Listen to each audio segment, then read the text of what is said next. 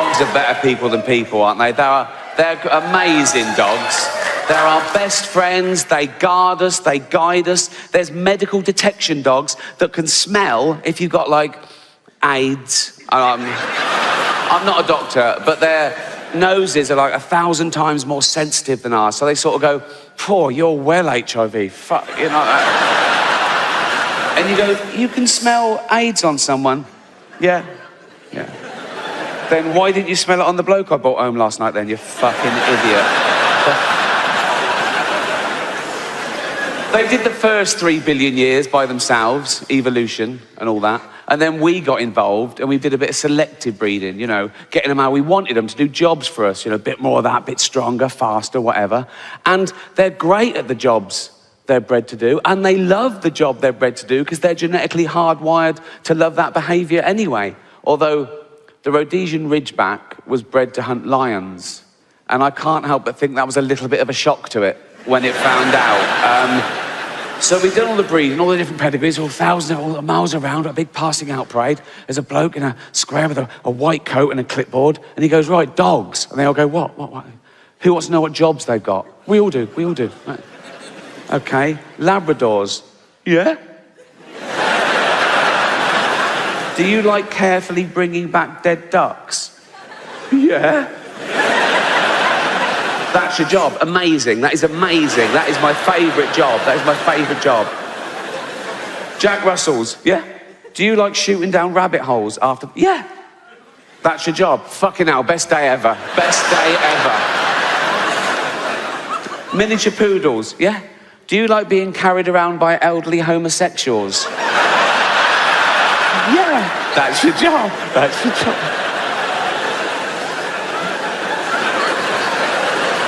Ridgebacks. Yeah. They've all had loads of kids. Their kids have had loads of kids. And their kids are having kids. It's like a pyramid. There's about 50 of them. I don't know all their names. I see them at Christmas. They come running over. "Uncle Ricky." They know I've got a bit of cash. And they go through my pockets and fuck off. It's like being mugged by mice, right? No, I don't mean now. I mean strangers, right? So I can be busy. I can be working. I can be on the set of a TV show or film or something. I can be stressed. I can be producing it or directing it. And you get someone who comes in for one day, like has got one line, or a stunt man. They come over, they introduce themselves, and I go, "Oh yeah, good to have you. I'll be with you in a minute." Then they hover, right? And they say, "Busy?" I go, "Yeah, yes, yeah." I go, "Oh, you working the weekend?" "Not filming, but I'll be in the edit or something." So yeah, and they go, "Oh, taking my youngest to ballet lessons." "Oh, great. Yeah, she's 8. No. I got a photograph of her here. I want to go, "Oh, you know what? Show me if she goes missing."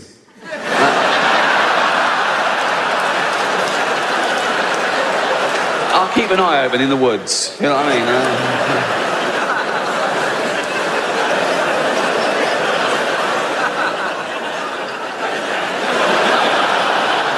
But you've got to go through the whole polite rigmarole. You've got to go, "Oh, she's beautiful. Yeah." It's got to be that long. Too short and it's awkward. They know. You go, "Yeah, right." Oh. Too long and it's like, "Oh."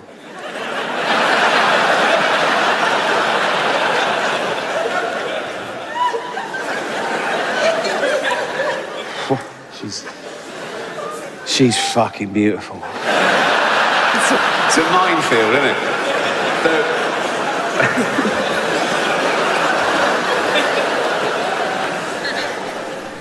I'm not out of touch, but I am spoiled. And there's a difference. I'm not out of touch. I didn't have any money till I was 40. I got the same family and friends, same values. But I am spoiled because opportunity and privilege spoils you. And it doesn't take much, right? I'll give you an example.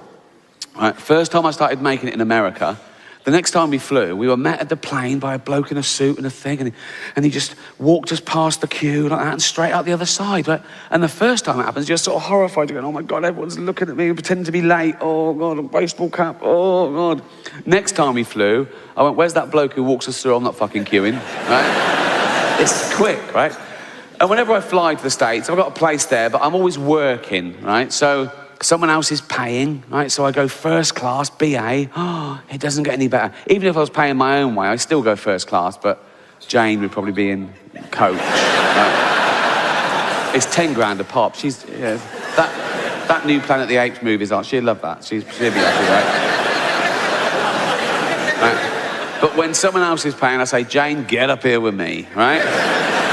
Front 2 seats. Oh, they board us early. We're on the plane about 15 minutes before anyone else. Oh my God. They bring around these snacks, these like warmed, caramelized nuts in a bowl, right? Champagne. It's great. It's like a little day off for me. No phone or anything. It's like a little holiday flying to the States, right? I could do without the safety video. That's always a bit of a downer, right? And totally pointless. If you go into the side of a mountain at 500 miles an hour, the brace position does fuck all. Imagine if that worked, right? You're going down, right?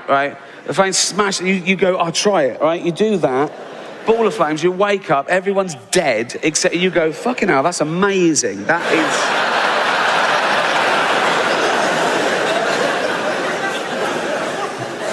And they always use that voice, don't they, on the safety? They always use that voice, that calming, hypnotic voice. Like, nothing bad will happen. They're saying horrendous things, but they're trying to make you think, nothing bad will happen, because I'm using this voice, so don't worry about it, right? They say things like, in the event of the plane landing on water, it smashes the fuck to bits, right? They don't say that. They say, in the event of the plane landing on water, your life jacket is equipped with a whistle. A fucking whistle. So the plane hits the water, smashes to bits, everyone's dead except you by a miracle. You're bobbing around in the Atlantic Ocean, 4 degrees that water is, right? You've got about 15 minutes before hypothermia sets in, right? Or eaten by a shark, or you drown, and you're hoping they've dispatched air sea rescue, and you're going, oh my God, I'm bruised and broken, I'm gonna die, I don't want to die, what happened there? I don't know what I'm doing. Hold on.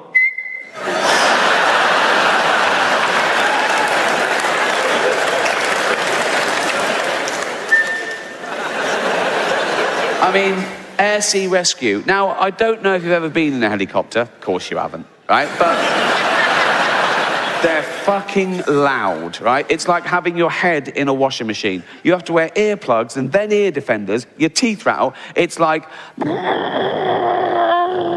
that. So you're over the Atlantic Ocean at night, you go...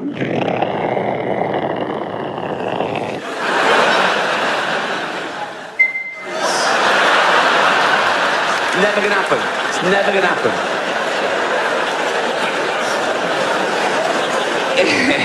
If you crash, you die, right? But apart from that, it's brilliant. Right, so I was flying Heathrow to JFK just before Christmas, right? Boarded us early on the plane today. She comes round, oh, champagne in a wine glass, like you like it, Miss Gervais. I go, thank you. She goes off, I go, excuse me, got any of them warm nuts?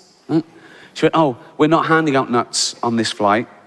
There's a lady getting on who's so allergic that even someone else eating nuts in the vicinity would cause her to have a fatal reaction. I went, oh my God. She went, yeah. I said, oh, of course, yeah. I was fuming. I mean, what's that got to do with me? Why can't I eat nuts just because fucking this woman will die, right? Nuts. I mean, how has she lived this long? If walking by a nut kills you, if being just near a nut, how has she never been near a nut before? And how has she lived long enough, having never been near a nut, how has she lived long enough to earn enough money to be near me on a plane, right? Honestly, it's... And if being near a nut kills you, do we really want that in the gene pool? I mean... I've never wanted nuts more. I felt that she was infringing on my human right to eat nuts, right? And this is how spoiled I am, okay? I actually had this thought. I thought, oh, no, I wish I'd brought my own nuts on, right? And I thought that for about a second. I thought, oh, no, that wouldn't work, because she'd get on, right? She'd start going, oh, blowing up like a frog, right? And die, right? And then someone would go, Ricky Gervais brought his own nuts on. Right? So of course I don't take my own nuts on. What I do now before I fly, I have a shower and then I rub myself all over in nuts, just in case. Because then they go, oh, can I have any nuts? I go, oh no, not nuts. A lady getting on, so allergic she'd die. I go, yeah, not a problem, right? Lady gets on, sits down, starts blowing up like a frog, going, right? I'm going, what's the matter? I'm touching her all over. I go, what's the matter?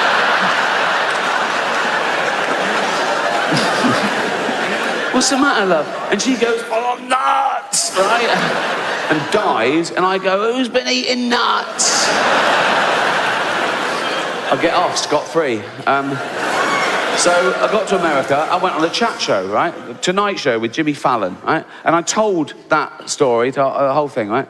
And went well, audience laughed, great, went out, right. Next day on Twitter, outrage. And by outrage, I literally mean one person going, how dare you, right? This woman had seen that, she was like, I saw you on Jimmy Fallon, it was disgusting, making fun of nut, and my daughter's nut intolerant, how dare you, children die. Oh my God, who's this woman? And she's tweeted me about 15 times. She starts atting NBC and Jimmy Fallon. I'm going, why is she stirring up trouble? How many followers? 23, ignore it, don't worry about it. Right? And you know when you're being told off and they use your own silly words against you, like a teacher going, what, you find so-and-so funny? And because the teacher's really angry, right? Yes, you do find that thing funny. Whatever she said, would you find it funny if my daughter blew up like a frog? Yeah, because you're saying that, yes. If you said that at the funeral, I would, yes, yeah. So, right, and then someone else gets involved, Ohio Mums Against Nuts, right? And she does a blog, right, and they're talking to each other, and she puts me in her blog about how disgusting I am, how many children die, and all this sort of stuff. One of them even filmed her little girl, right, and put it on YouTube and sent me the link. And I opened the link. It was a sweet little girl, about 7 years old, and she just went, Dear Miss Gervais, I have a fatal nut allergy. Delete. Not my problem, right? Ignore, right? But then one of them said something that reeled me in, just because I'm this self-professed Twitter police, right? Try and explain to someone every day what freedom of speech means, particularly in the context of comedy, and particularly in the context of a joke, that a joke about a bad thing isn't as bad as the bad thing. It's not even necessarily condoning the bad thing. It could be anti the bad thing. It depends on the actual joke. And this woman said, you should never make jokes about food allergies. I should have left it, right? I sent back, I make jokes about AIDS, cancer, famine, and the Holocaust, right? And you're telling me I should never joke about food allergies. She sent back, yes, but the Holocaust didn't kill children. Well, it did, didn't it? It was horrible, the Holocaust. Some would say as bad as food allergies. Didn't kill children. Jesus. It did kill children. Oh my God, Hitler killed 12 million people, many of them children. Hitler, I've just got to say, Hitler, you couldn't make him up. He is the worst human being to ever walk the face of the earth. He's a crazy, evil, racist, narcissistic serial killer. Just terrible. But if I was throwing a dinner party and I'd been slaving all day over a hot stove, right? And I was getting everything ready, right? And there was one place left, and I had to either invite Hitler or that little girl with food allergies.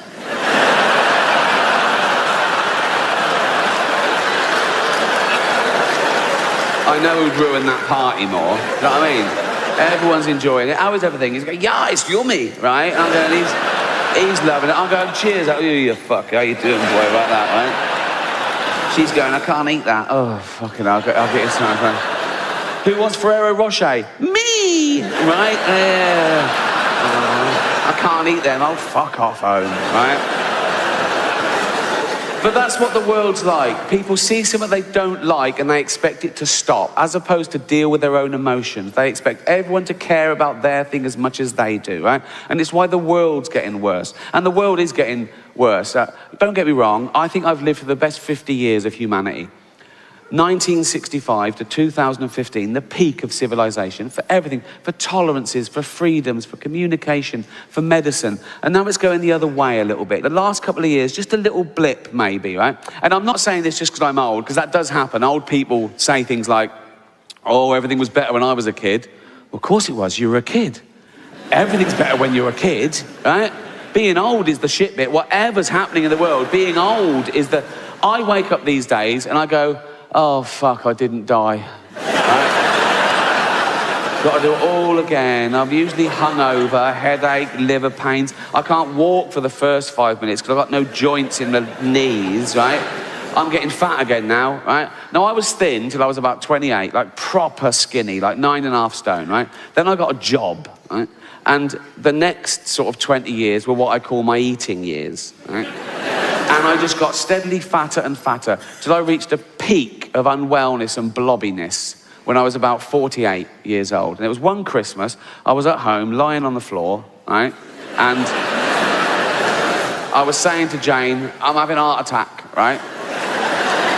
And honestly, my heart rate was like 130. I felt nauseous. I was palpitations. I was sweating because I'd eaten 11 sausages. True story, right? I was like one of them snakes. You know when you see a big, like, python swallow a pig whole, and then it's just fucked. It's just like, for a week, it's like a duffel bag, just there. That was me, right? And obviously I wasn't having a heart attack, but it worried Jane. She said, you've got to start looking after yourself. I thought, yeah, you're right, 48. So I started working out, right? I started working out every single day. I didn't give anything up, right? I don't eat meat anymore, but I was having like 2,500 calories, 3,000 calories a day, including wine every night, right? But I burnt it off the next day. Just so I could do all that, I worked out for an hour and a half every day, running, weight training. I had more time on my hands than the average person. I had a gym built in my house. I had no excuse. And I lost about 20 pounds, and it was great. But now, I still eat and drink too much, right? But I physically can't burn off the calories. I can't do enough because I'm so old and broken and tired. So I'm going to get steadily fatter and fatter again. And this time, I am going to die.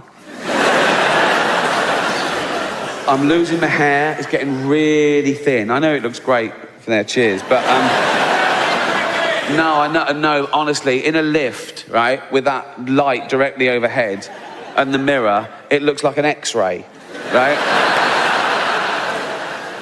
I'm going to have to buzz that off soon. I'd never wear a wig. Oh, my God. Guys, if you wear a wig or a toupee and you think you've got away with it, you haven't.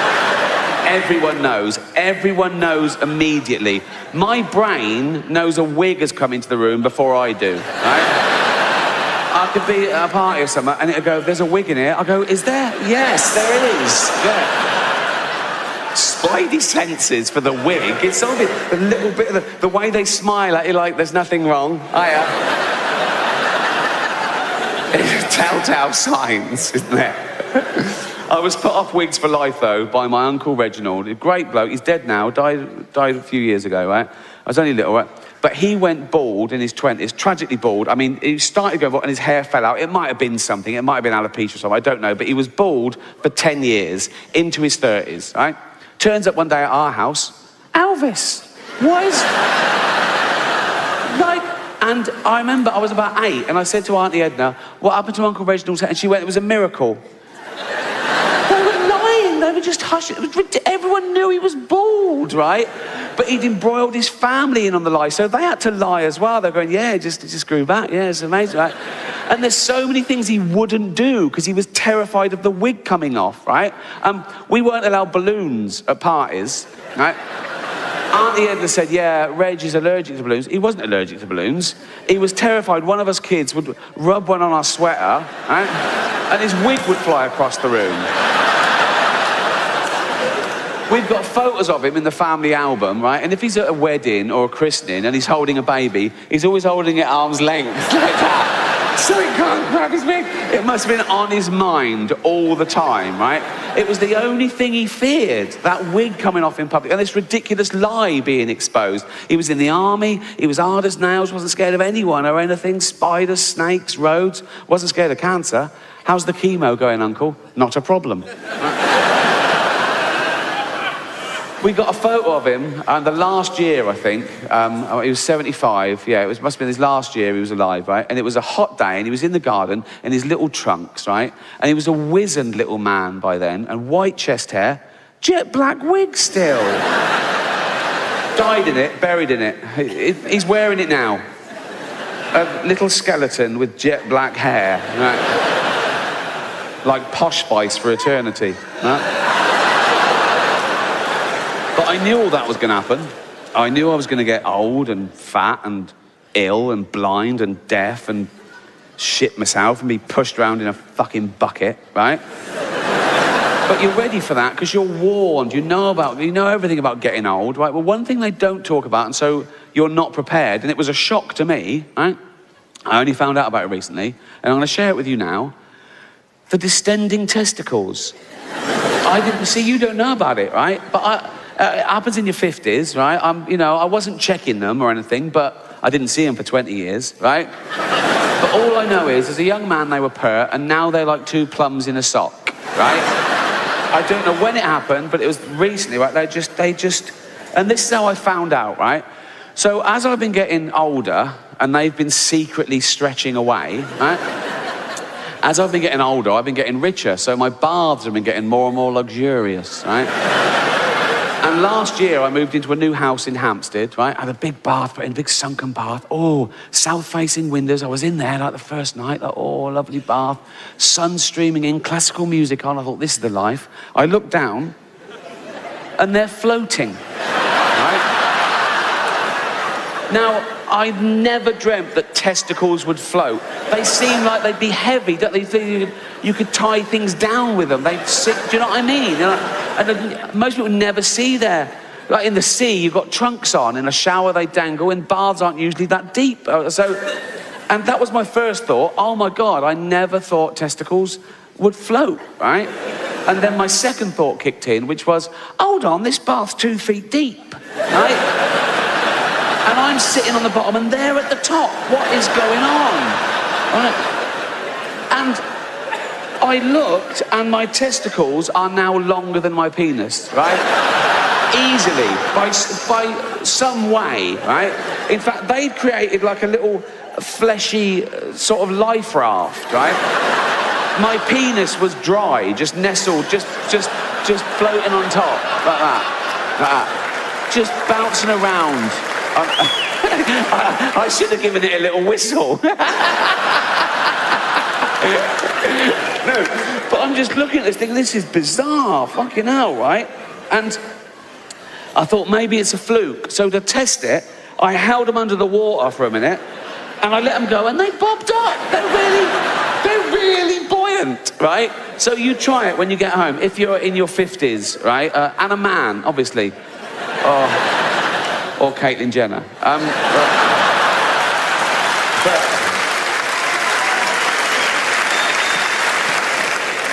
But the world is getting worse, and I blame the beginning of its demise on social media. Because Twitter and Facebook, that's where this ridiculous notion bred, right, and became stable, that it was more important to be popular than right, right? Everything was like me, agree with me. It falls into 2 tribes. Oh, I don't agree with them, so I'd block them, right? And now in this post-truth era, people don't care about the argument. They don't look at the argument. They say, who's saying the argument? No, they're not on our side, right? It's ludicrous, okay? And it also bred this ridiculous notion. We've always had, my opinion is worth as much as your opinion. But now we've got, my opinion is worth as much as your fact, which is nonsense. I get tweets from people saying, well, I believe the Earth is 6,000 years old. Well, I believe you're a fucking idiot then, right? You can't have an opinion on the age of the Earth, right? You can have your own opinions, but you can't have your own facts, right? But it was all about being popular, right? And even politicians picked up those symptoms. Politicians tweet now, they want to be popular. We had a referendum about Brexit because they were passing the buck. They didn't want to make a mistake. So, and the other thing is this ridiculous thing of, oh, let's ask the average person what they think. Let's stop asking the average person what they... Do you know how fucking stupid the average person is?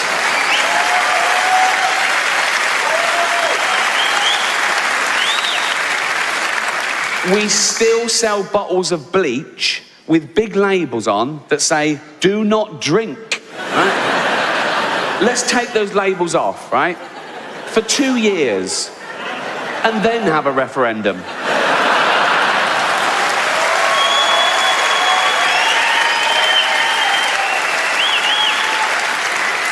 But it's not just politicians, even real news. The news on TV says things like, well, tweet us your news. No, don't let them tweet you the news. I saw Tyrannosaurus Rex, you liar, right?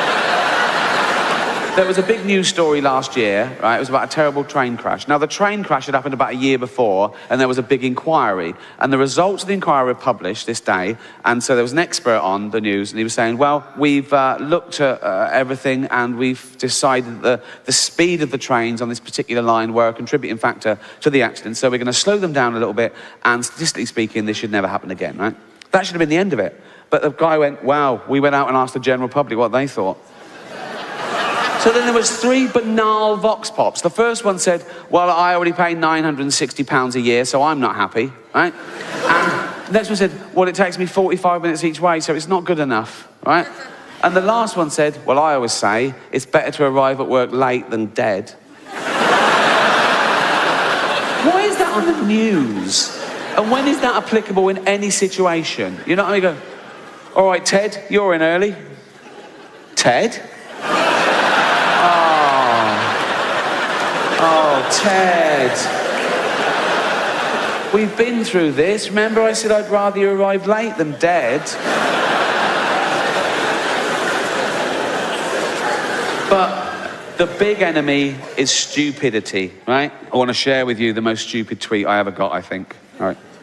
Now, admittedly, when I first got on Twitter, I pushed my agenda a little bit. I was an outspoken atheist, not because I thought I'd change anyone's opinions, but because I thought it was important to tell the other side, you know. There's still 13 countries where people are put to death just for being an atheist, and there's people bullied, and I just wanted to say, it's fine to be an atheist, it's fine to believe in God, and it's fine not to. That's all I was saying, really. And then I realised I didn't even have to tweet about religion or atheism. I could just tweet a fact, and that annoyed just the right people, right? I tweet things like, happy birthday, Earth, 4.6 billion years old today. And someone would always go, oh, we know what you're fucking doing, we know what you're doing, right? So, this is a tweet I got from someone after one of those, I assume, right? And it was all in capitals, which excited me. That's the sign of Twitter madness, mixed with anger. It's great, right? And I looked at his profile, and sure enough, he's a gentleman from Texas. He's a fundamentalist, creationist, Christian, right, which is fine. He loves God. He loves God and fetuses, mainly. He loves the fetus from conception to when it turns out gay. And then he's...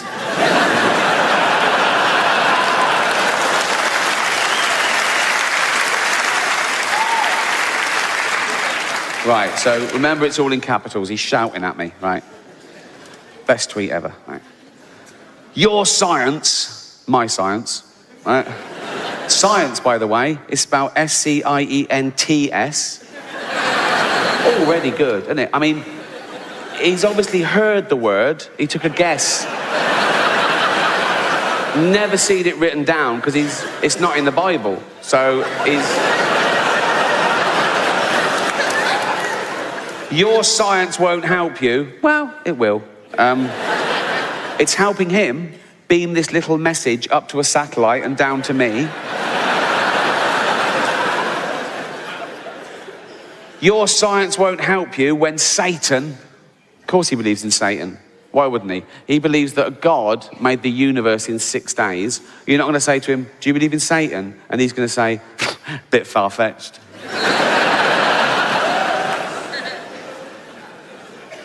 Why doesn't God kill Satan? That's what I'd ask him. If I was wrong and I met God and I go, oh, you do exist. He'd go, yeah. I go, well, in which case, I've got a few fucking questions, mate. In fact, the first one would be, why did you make chocolate kill dogs? What's... mental. Also, if you hate homosexuality so much, why did you put the male G-spot up the arse? What is wrong with you? Then I'd say, why don't you kill Satan? And he'd go, what? I go, why don't you kill Satan? If he does all the bad stuff and you do all the good stuff, yeah, and you want good stuff, yes, yeah. I mean, you do want, yes, yeah. And you could kill him, couldn't you, if you wanted? Yes, because you can do anything easy, yeah. Why don't you kill him then? Because, shut up.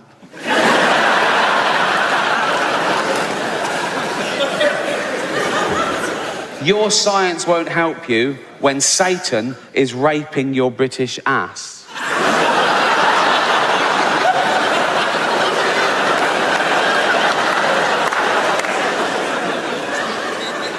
And he's got a point. Because if I die and I find myself in hell being raped by Satan, science has pretty much let me down.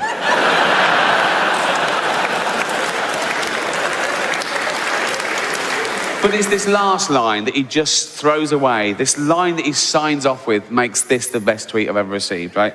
Your science won't help you when Satan is raping your British ass. I'll be laughing. So, he's there too.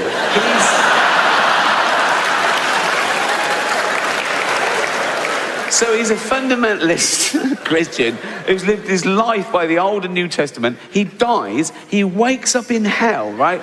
Which must be off the charts on the scale of emotional trauma for a Christian. You want to go, oh my God, I'm in hell. Oh my God, why have you forsaken me? I'm in hell, it's the worst place. No, it's for eternity. I'm going to be tortured for eternity. He sees me getting raped, goes, what, he's suddenly over it, is he? His day suddenly got a little bit brighter, right? And like he's not next, right? So he says, I'm getting raped, right, by the devil, right? And he's just there, you fucking atheist scum, right? And I'm like, yeah, whatever, right? Because I mean, I assume it happens it's like an eternity, so I'm, yeah, whatever, go on your fear. I might say, watch your hooves on my testicles. What is it, Bobo? You left the fucking oven on, there's a fire. What, are you telling me that if Caitlyn Jenner was being chased by a wolf, right, and there was a big fence, but she had a long pole, she'd revert, she'd be over that fucking easy. So, all that done, all that, all that, doing all that, right? I'll be legally a chimp. I'll be properly chimped up, right? I'll be able to use chimp toilets and everything, right? And then I'll be walking along Hampstead High Street, holding Jane's hand. Come on, Bobo. Like that, right? We don't even hold hands now, so I don't know why she's suddenly all over me just because I'm a chimp, right? But we'll be all in love, maybe matching jumpers. So, walking along, come on, Bobo, in love. Just two guys, And then if a bigot in a white van slows down and goes, that's fucking disgusting, I just fling shit at him and run up a tree. And that's why that joke isn't transphobic, so... Cheers.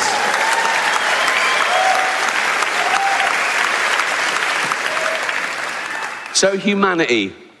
What is humanity? What are we? Well, we've touched upon it there. We're great apes. Not metaphorically, we're literally great apes.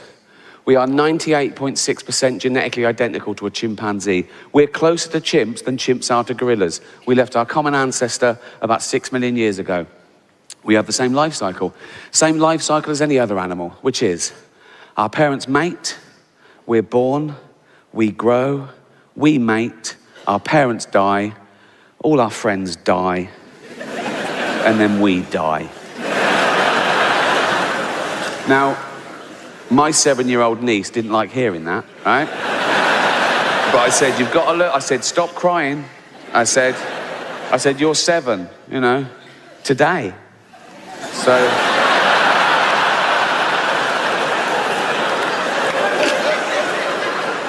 any more grizzling and this party's cancelled. So let's take the first of those, right? Birth. It's already an odd one for humanity because the human being is born before the end of its natural gestation period. And by that I mean, because of our evolution, our brain is so big, we have to get that huge head out early. That's why the skull is in parts and supple, right? And then we have to carry on gestating outside the womb. That's why we're so useless. Compare us to other mammals, right? A giraffe is walking along, it goes, oh, I'm proper pregnant, right? I'm gonna have a baby giraffe right here, right? Yeah. There it is. See you later, right? And the baby goes, Mum, can I get it's got to be fucking ready, right? We're helpless, right? Just think of that, right? 9 months, we're just growing in this perfect environment, just like that. Just everything's... It's like being in a little Kate Bush video, right? And then suddenly, and you're being squeezed out of an hole near an arse. You're covered in shit, they're screaming. You go, I can't breathe. Someone goes, yes, you fucking can, right? That's the first 1 second of life on Earth. You don't know where you are. You can't choose where you're born. I was born in a place called Whitley Estate in Reading, right? Yeah, no, I wouldn't have chosen that. I'd have chosen Hampstead. I did choose Hampstead. It just took me 45 years to be able to afford it, right? Very different, my upbringing, you know, to how I live now. I know I live a privileged life now. Hampstead's ridiculous. Oh, it's a rarefied place, right? It's just like the grandchildren of poets and painters and me, new money, right? But growing up, it was tough. I don't know what it's like now, but in my day, my estate was really sort of rough and scary. It felt like wildlife. I was weak and vulnerable, right? And there was danger around every corner. The school I went to was on my street, and I ran there every day so I didn't get mugged or molested. And there weren't a lot of paedophiles in Reading because the murderers had killed a lot of them, but there was still a couple, right? I moved to Hampstead. Oh my God, it's no crime. I saw a knife once in Hampstead. It was a palette knife. Just a bloke just painting, oil painting, in the middle of the street, broad daylight. No one was gobbing on it or calling him Bender. It was weird, right? So I know my life has changed drastically, but it wasn't always like that. And the reason I'm telling you this, as a famous person, you sort of read about yourself, you know, gossip and, you know, Twitter and everything. And one thing kept cropping up, even when I was sort of preparing for this tour, people saying, oh, he's out of touch. He's so famous. He's rich. He's mega rich. I am. I could have this place burnt down for a laugh.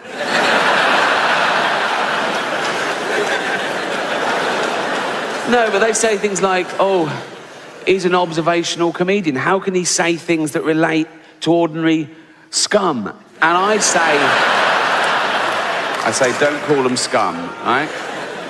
But even the papers, they try and get around to it. I do interviews, and they'll always be able to say, oh, do you always fly first class? I go, no, often private. Right? And the number of times I've answered this question, right? They say, do you know how much a pint of milk is? It was meant to make you look out of touch, and I don't know, but that's irrelevant, right? Next time a journalist asks me that, I'm going to say, I don't know, mate, but here's £1,000. Run and get me one, will you? Is that enough? Is that enough? Yeah. Another question that I always get, particularly with the posh papers, the Sundays, they're doing a profile piece, and they're still trying to alienate you and make you look different, right? And they always say things like, no, you don't have children. I say, no. I say, why don't you have children? Which is a really odd question to ask someone, why don't you have children? As opposed to asking people, why do you have children, right? Let's ask the fat lady in the leggings why she's had 8, shall we? Oh, 9, that one just fell out. That one didn't even touch the sides or disturb a cigarette. That one just, boom. Don't claim for that.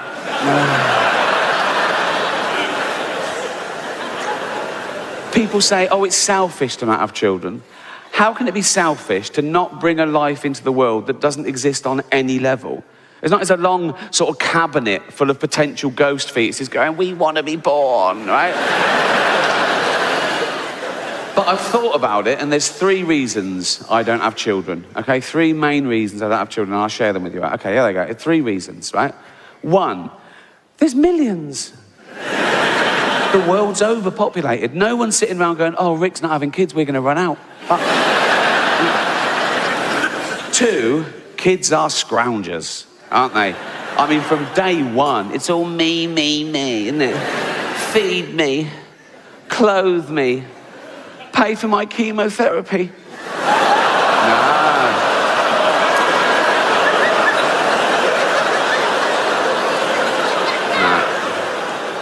Not my problem, son. Not mine. Luck of the draw, boy. Luck of the draw. It costs the average household in the West $200,000 to bring up a child, right? And you don't see that back. They don't want to pay you back. They're not grateful. They don't go, oh, thanks for having me every day. They go, I didn't want to be born, right? Even if they get a top job, right, which they won't, okay? You'll never see that money back, right? They just put you in a home, okay? And my kid, he'd be born into ridiculous wealth, wouldn't he? So he'd be a little cunt.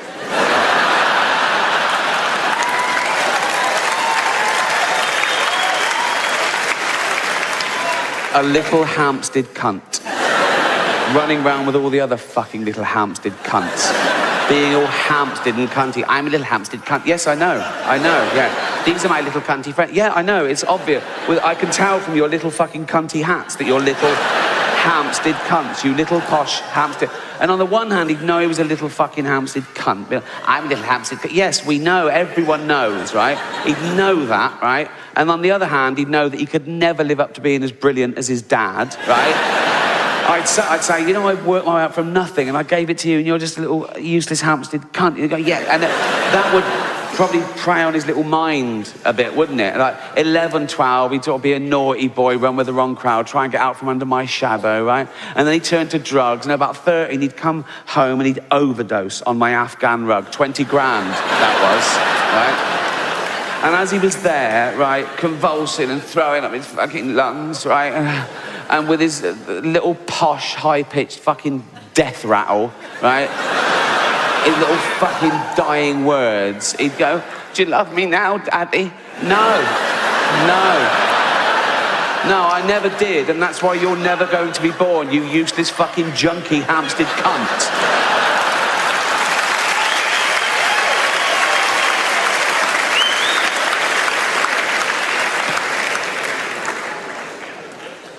And 3, I'd worry sick about him. You know, no, I would. I've only got a cat at the moment and I worry sick about her. I check the door 3 times when I go out so, you know, she doesn't escape. I put food and water in every room in case the door shuts. She's peckish for 20 minutes. Right? A human baby, oh my God, the responsibility of a human life. I'd watch it sleep. You know, we've said how weak and vulnerable they are. It's like, oh my God, you perfect little thing. You, oh, flesh of my flesh. Go to sleep in your expensive cot. Oh, night, night, sleep tight. Don't let the bed bugs. Oh, dead.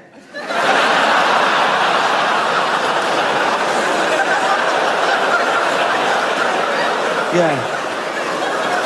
Just... Why? Why is it dead? It's just fucking dead, look.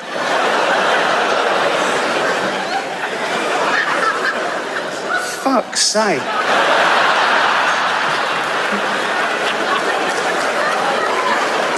Fucking hell.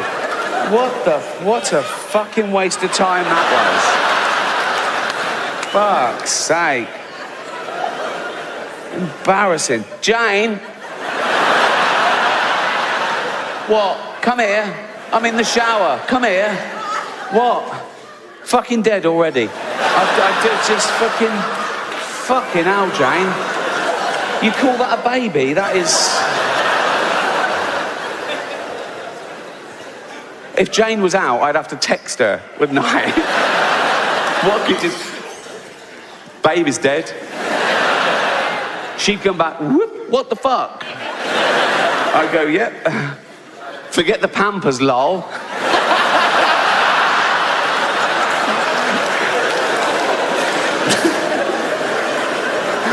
No, but even if it made it through the terrifying cot years, right? And then it was a toddler running around head height to my antique tables with their sharp edges. I'd have to pad them so it didn't run into it and fucking cave its head in and die. And then the social services come round, they say, is this your child, Miss Gervais? And I go, yeah. And they go, what happened here then? I go, it's a fucking idiot. I did think of adopting for a while, a little third world child, because that would tick all 3 boxes, wouldn't it? You know? You think of it like, 1, right? I wouldn't be adding to the population problem. I'd be alleviating an existing problem. A young kid born through no fault of his own into abject poverty. He would have died without me. I can literally save his life. and give him a great upbringing, right? 2, he would be grateful, wouldn't he? He'd want to pay me back, wouldn't he? Particularly if I let him know that all the other kids in the village, they weren't so lucky. They didn't make it out. All right? I'd tell him that early on, so he really bucked his ideas up, right? I'd go, Tundi, come here. Come here. Yeah. Go and pop a shirt on. You're not in Africa now, mate. Yeah. That's better. Yeah. Tundi, yeah. Water straight out of a tap, innit? Yes. Yeah. No, it's not free. It's Hampstead. There's a little, but yeah, of course it's safe. Safe, fresh drinking water. Have as much as you want. Have a bucket full. Straight out of a tap. Fresh drinking water. There you go. Go and clean the car. Go on.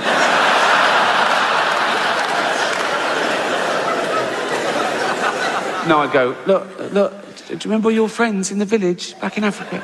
Yeah, they're all dead.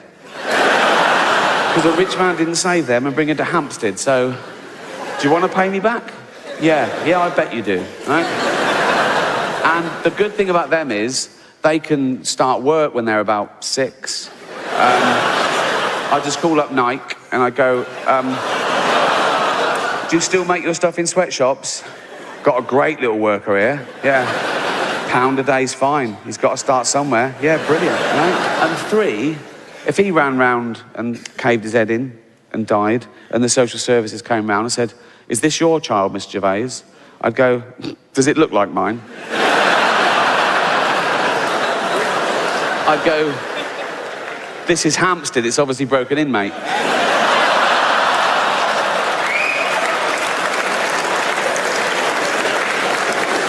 That's why I don't have kids.